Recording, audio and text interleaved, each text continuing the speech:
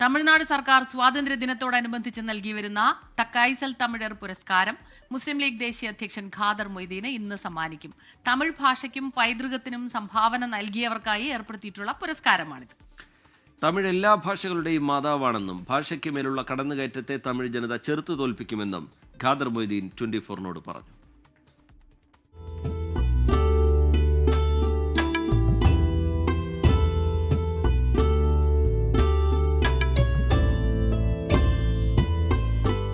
ആറ്റിക്കുറിക്കിയ പ്രസംഗങ്ങളും കുറിക്കുകൊള്ളുന്ന മറുപടികളുമൊക്കെയായി Indian union മുസ്ലിം ലീഗിനെ നയിക്കുന്ന ദേശീയ പ്രസിഡന്റ് ഖാദർ മൊയ്തീൻ കേരളത്തിൽ സുപരിചിതനാണ്. എന്നാൽ അധികം ആർക്കും അറിയാത്ത ചിലതൊക്കെ അദ്ദേഹത്തിലുണ്ട്. സഹപ്രവർത്തകർ ഖാദർ മൊയ്തീനെ വിളിക്കുന്നത് മൊബൈൽ യൂണിവേഴ്സിറ്റി എന്നാണ്. തമിഴ് ഭാഷയെക്കുറിച്ച് ആഴത്തിലുള്ള പഠനം, തമിഴും അറബിയും തമ്മിലുള്ള ബന്ധത്തെക്കുറിച്ച് നിരവധി ലേഖനങ്ങൾ, സാംസ്കാരിക ഇഴയടുപ്പം വിളിച്ചോതുന്ന ചെറുപുസ്തകങ്ങൾ, ഭാഷയ്ക്കും സംസ്കാരത്തിനും നൽകിയ സംഭാവനയ്ക്ക് അംഗീകാരമായി തകൈസൽ തമിഴർ ഖാദർ മൊയ്തീനെ തേടിയെത്തി. Tamilian ideology in a number of ways. ஒன்றே குலம், ஒருவனே தேவன், யாதும் ஊர், யாவரும் கேளீர், பிறப்புக்கும் எல்லா உயிருக்கும், அன்பற்ற இன்பம் பெருகையவை.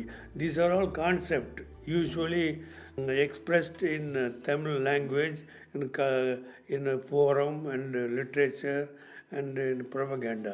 The same ideas are well written and found in Islamic ideology also. ദ്രാവിഡ രാഷ്ട്രീയവും ഇസ്ലാമിക കാഴ്ചപ്പാടുകളും ചേർന്നു കിടക്കുന്നതായി ഖാദർ മൊയ്തീൻ പറയുന്നു. തമിഴ് ഭാഷയ്ക്കുമേൽ എല്ലാ കാലത്തും കടന്നുകയറ്റമുണ്ടായിട്ടുണ്ട്. ഇത് ജനങ്ങൾ വകവച്ചു നൽകില്ല.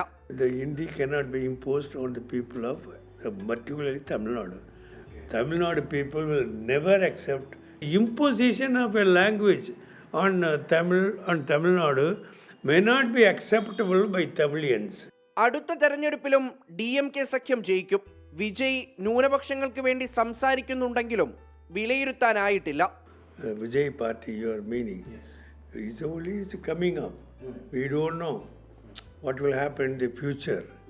But the propaganda they make through the press and TV, we cannot take it as valid and correct also. ഇന്ന് സെക്രട്ടേറിയറ്റിൽ വെച്ച് മുഖ്യമന്ത്രി MK സ്റ്റാലിൻ ഖാദർ മൊയ്തീന് പുരസ്കാരം കൈമാറും. സാദിഖ് അലി തങ്ങൾ, PK കുഞ്ഞാലിക്കുട്ടി അടക്കം പങ്കെടുക്കുന്ന അനുമോദന യോഗവും വൈകിട്ടുണ്ട്. ക്യാമറാമാൻ ശ്രീകാന്ത് ഗൗരീശപട്ടത്തോടൊപ്പം മുഹമ്മദ് റഹീസ്, 24 ചെന്നൈ.